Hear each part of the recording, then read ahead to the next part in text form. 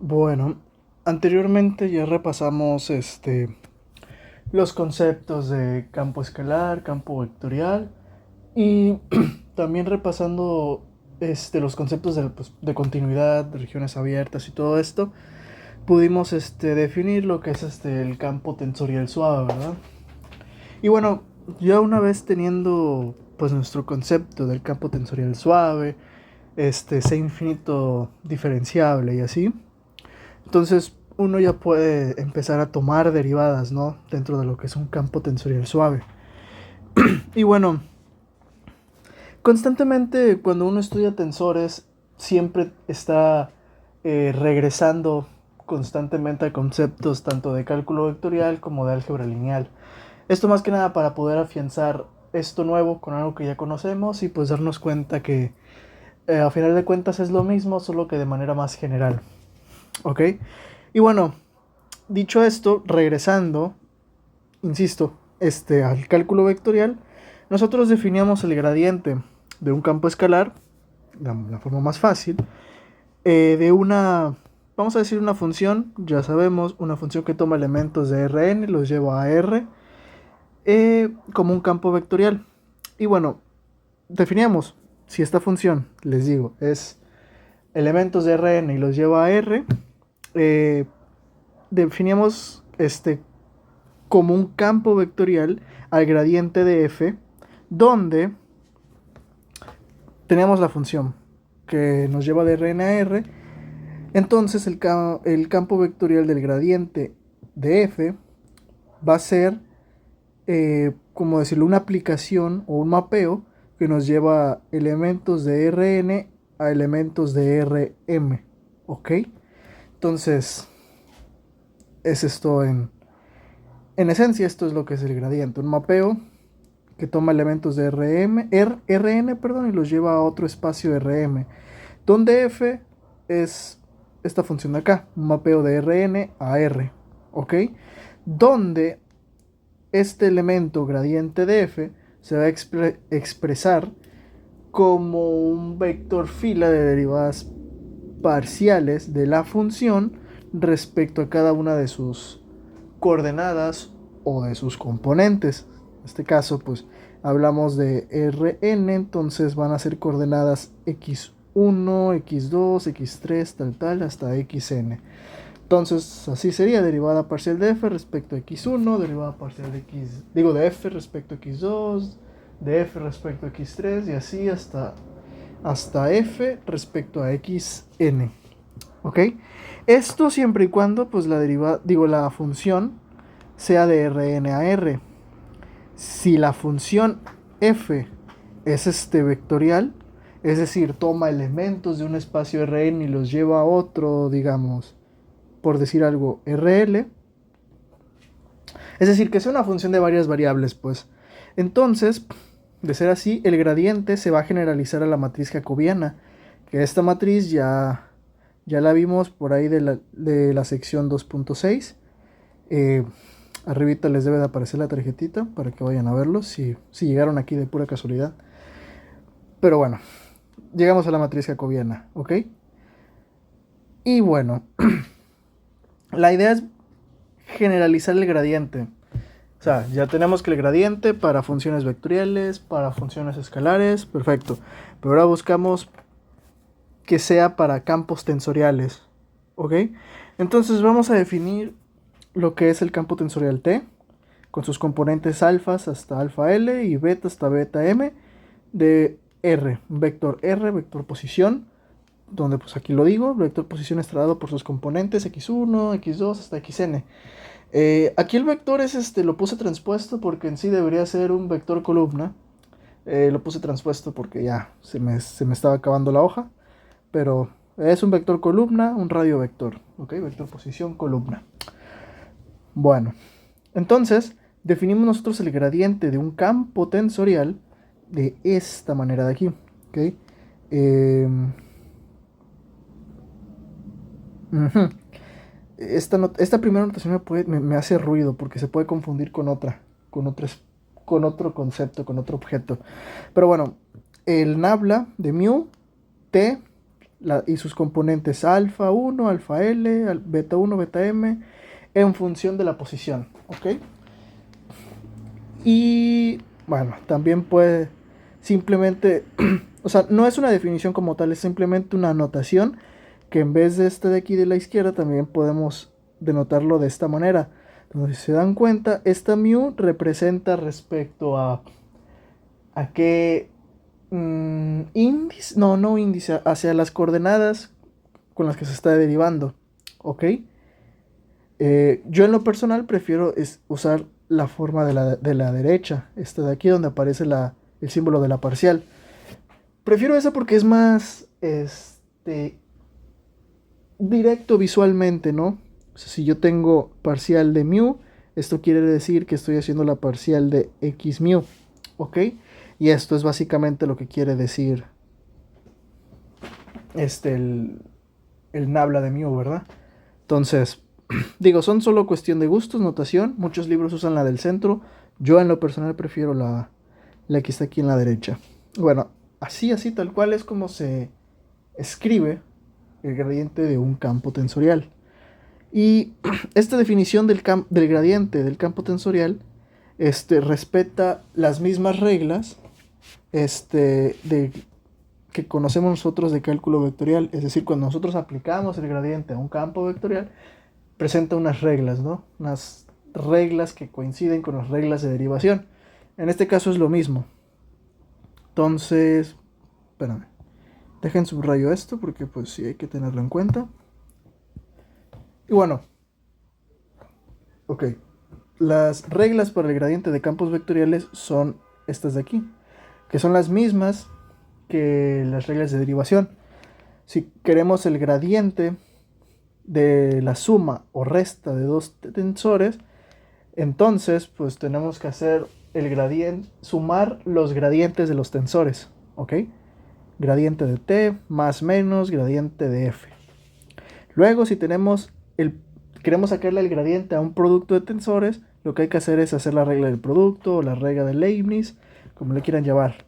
Es decir, derivamos el primero, multiplicamos el segundo, más la derivada del segundo por el primero. Lo de siempre. Igual, en la 3, si tenemos un campo vectorial que está siendo elevado a una potencia, vamos a decir n, igual lo mismo, multiplicamos por n, el campo tensorial le reducimos un grado a la potencia, n-1, y porque es regla de la cadena, derivada parcial, o bueno, no derivada parcial, el gradiente de t, ¿ok? Gradiente de t, ¿sí? Entonces sería, esto sería, y si estamos hablando de un cociente, lo mismo. Sería derivada del primero por el segundo. Bueno, la derivada del numerador por el denominador. Luego la derivada menos la derivada del denominador por el numerador. Todo dividido entre el cuadrado del denominador. ¿Ok? Entonces, así se representaría el cociente cuando quieres sacar el gradiente de un cociente. Y bueno, aquí expresé los campos tensoriales de esta manera, por ejemplo, simplemente como t en función de la posición x mu, para ahorrarme la escritura, ¿no? De estar escribiendo sus superíndices y los subíndices, pero a final de cuentas es lo que representan, ¿no? O sea, t en función de la posición x mu está definido como t de alfa 1 hasta alfa L, beta 1, beta M en función de x mu, ¿ok? Y lo mismo para f, y ambos son campos tensoriales.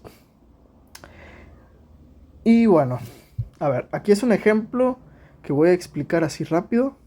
Bueno, no rápido, sí le voy a llevar su tiempo. A ver, el ejemplo consiste en que nosotros tenemos un vector R, ¿ok? R que vamos a definir como x mu y va a ser el vector posición en R3. R3, ¿ok? Entonces, nosotros queremos calcular lo que es el gradiente de R, donde, aquí lo podemos ver, pero se les escribo acá, R va a ser el módulo o la norma del vector posición de R, ¿ok? Entonces los reescribimos así, el gradiente de la norma de R. Y si se acordarán, nosotros esta norma de R podremos expresarla tensorialmente de esta manera de aquí. ¿Ok? Esta forma de aquí que les estoy subrayando en amarillo, la vimos en... ¿Qué sección? En... Es en el video de la relación entre álgebra lineal y la... Bueno, la notación matricial y la notación tensorial. Arribita igual les debe de aparecer el link por si quieren ir a ver el video. Pero básicamente es esto, pasar esta forma de aquí y reescribirlo así, ¿ok? Perfecto, entonces una vez teniendo ya esta forma de aquí, lo que toca nada más es hacer es derivar. Derivar respetando estas 4 reglas de aquí, que son las de derivación. Entonces, bueno, lo voy a escribir aquí. Parcial new. Voy a escribirlo con un corchete. X mu, un medio, nada más para que quede más explícito el asunto. Y bueno, aquí vemos que tenemos que usar 2 reglas, la regla del producto y la regla de que estamos con una potencia a la un medio. Entonces derivamos como nosotros ya sabemos. Primero sacamos el un medio, luego le restamos un medio menos 1, que sería este término de aquí, y luego derivamos esto que está acá adentro, que sería este término de aquí. ¿Ok? Entonces tenemos esto. Y lo que nos preocupa es ahora derivar esta parte de aquí. Esto de aquí. Entonces derivamos usando regla del producto. Derivada de la primera por la segunda. Luego la derivada de la segunda por la primera. Y aquí vemos que esto es una delta de Kronecker. Y esto de acá es otra delta de Kronecker. Entonces las expresamos como deltas de Kronecker. Que es, bueno, a ver. Creo que debí subrayarlo en azul. Que sería estas deltas de acá. Y vemos que tienen índices mudos repetidos, que es el mu y el mu en ambos casos. Entonces usamos esta propiedad de la delta de Kronecker que nos permite quitar el índice repetido y ponerlo por el índice libre. Hacemos eso y nos va a quedar sencillamente de este lado el 2x nu. Y este 2 se va a ir con este 2 del 1 medio. Y solamente habrá sobrevivir esta parte, x mu elevado a la menos 1 medio. Simplemente reescribí, bueno, y va a sobrevivir también este x mu, ¿verdad? Entonces, esto de aquí lo reescribimos acá, x mu arriba, y mandamos la raíz hacia abajo para que nos quede positiva. Y de acá vemos que esto de aquí ya lo habíamos definido acá. Solamente que en vez del mu es el nu, pero al final de cuentas es un vector posición. Entonces lo reescribimos como R. Y ¿qué más? Y esto de aquí abajo es la norma que definimos aquí. ¿Ok? Entonces la reescribimos así. El vector R, el vector posición sobre su norma. Uy, espérame.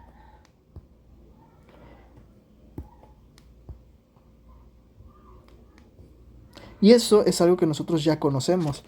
La norma del... Bueno, R sobre su norma es simplemente un vector posición unitario. Y con esto termina. Ok, el ejemplo. Y podemos darnos cuenta de algo. Sí, o sea, así sin querer nosotros demostramos ya una propiedad vectorial. Por ahí no sé si la habrán visto antes, yo creo que sí. En mi caso yo me acuerdo que cuando nos tocó el curso de teoría electromagnética, creo que la primera tarea, si no mal recuerdo, fue demostrar unas propiedades así, como esta. Bueno, esta venía incluida, fueron varias, pero esta venía incluida. Y la idea era demostrarla, pero usando pues la notación tensorial, ¿no? Entonces aquí ya la mostramos. Esta es la propiedad que demostramos, que la notación vectorial sería de esta manera. El gradiente de la norma de R es igual a un... Bueno, el gradiente de la norma del vector posición R es igual al vector unitario de posición R, ¿ok? R gorrito. Y en notación tensorial simplemente sería esto, ¿no? El gradiente de la raíz cuadrada de x mu es igual a x mu sobre la raíz cuadrada de x mu, ¿ok? Y pues nada más para checar, ¿no? Se dan cuenta que en ningún momento los índices se repiten más de 2 veces. Si hay un índice libre, se respeta. O sea, todas las posiciones, o bueno, todas las reglas de la convención de Einstein se respetan. Miren, mu se repite 2 veces y hasta ahí quedó. 2 veces y hasta ahí quedó. Una vez y ahí queda. ¿Ok? Todo esto nada más para darse cuenta que pues hasta ahorita lo que hemos hecho es reformular todo lo que conocemos, pero en notación tensorial. Y ok, ojo, sí es cierto, ojo, mucho ojo acá. Nosotros hasta ahorita hemos establecido las reglas del gradiente, junto con un ejemplo, para un campo tensorial, ¿no? Y pues bueno, usando esto demostramos una propiedad vectorial. Pero hay que tomar en cuenta que en general, la derivada parcial de un tensor no es un tensor. ¿Ok? Dejen, de hecho... Uy, esperen, lo subrayo. Es decir, en general la derivada parcial de un tensor no transforma como tensor. ¿Ok? Y eso pues vamos a verlo. Vamos a considerar este tensor T. Con sus coordenadas, componentes primadas, alfa 1 hasta alfa L, beta 1 hasta beta M, todo primado. Y ya sabemos nosotros que un tensor transforma de esta manera, ¿ok? Sus productos de derivadas parciales, T, el tensor con sus componentes no primadas. Esto debido a que, como siempre, repito, estamos haciendo un cambio, una transformación de coordenadas de las no primadas a las primadas, ¿ok? Entonces lo expresamos de esta manera. Y ok, tenemos esto. Ahora, a toda esta expresión de aquí, la derivamos, ¿ok? La vamos a derivar respecto a un x gamma prima, ¿ok? Entonces derivamos ambos lados, ¿sale? Entonces tenemos, vamos a escribir en azul, esto de aquí, que es esto de aquí, ¿ok? Y aquí simplemente son, usé regla de la cadena, ¿no? Se usa regla de la cadena. La derivada parcial respecto a gamma prima la podemos descomponer como la derivada parcial de x gamma respecto a x, digo, la derivada de x delta respecto a x gamma prima por la derivada respecto a x delta, ¿ok? Entonces es regla de la cadena básicamente. Y todo lo que escribí en azul es el tensor, ¿no? Ok. Y bueno, lo que hacemos es simplemente pues derivar. Y vemos que queremos primero derivar esto de aquí. ¿Ok? La derivada respecto a x delta de todo lo que está entre el corchete. Entonces para esto vamos a usar una regla de producto. ¿Ok? Entonces, lo que hacemos es lo siguiente. Tenemos un término aquí que sería el producto de las derivadas parciales y otro término acá, que es el tensor. Entonces hacemos regla del producto. Primero, vamos a derivar, a ver, cambio acá. Vamos a derivar respecto a x delta. Y lo que vamos a hacer es la derivada del primero, que es en azul, por el segundo. ¿Ok? Y luego la derivada del segundo por el primero. Y si se dan cuenta, acá tenemos la derivada respecto a x delta, que va a derivar a el primer término, que sería lo de azul, por el segundo término, ¿ok? Que es esto rojo. Más, aquí viene el más, por ser regla del producto.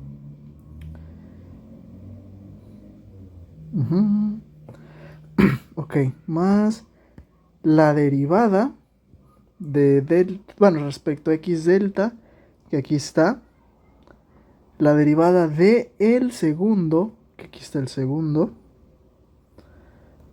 por el primer término, que vendrá siendo, ok, todo esto de aquí, ok. Entonces simplemente se hizo regla del producto, aquí y allá, y fue lo que se hizo, ok. Perfecto, dejen regreso al amarillo y al negro, perfecto, ok. Entonces ya expresamos esto, y aquí hay un pequeño problema. El término que está señalado en rojo, es decir, bueno,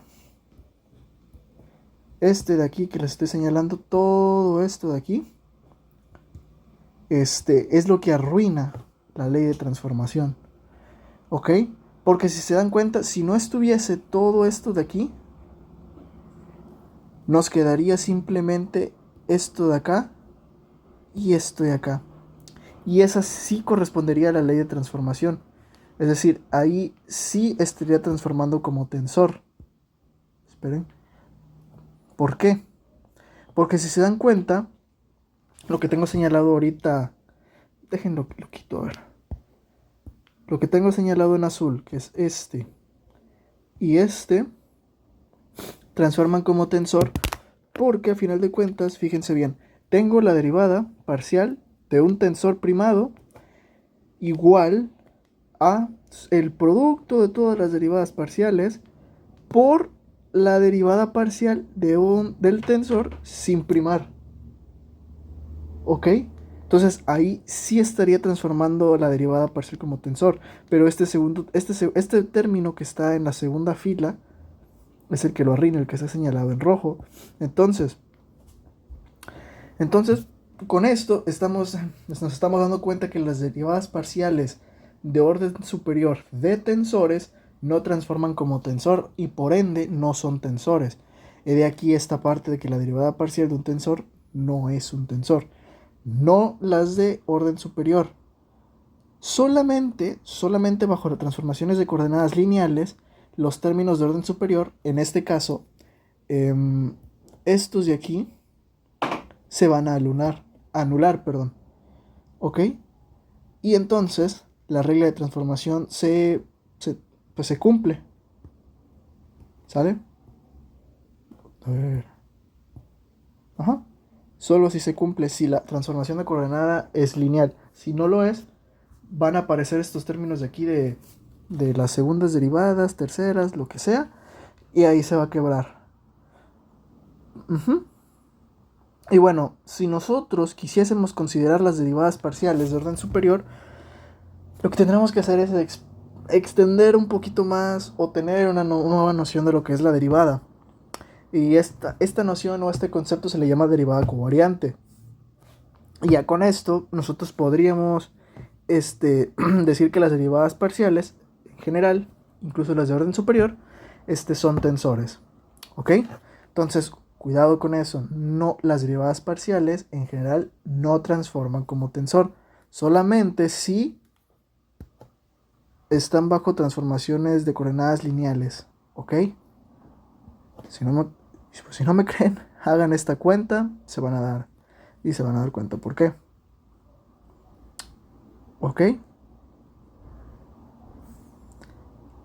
¿Y qué más? Bueno. Sí, sí, esto sería todo por este video.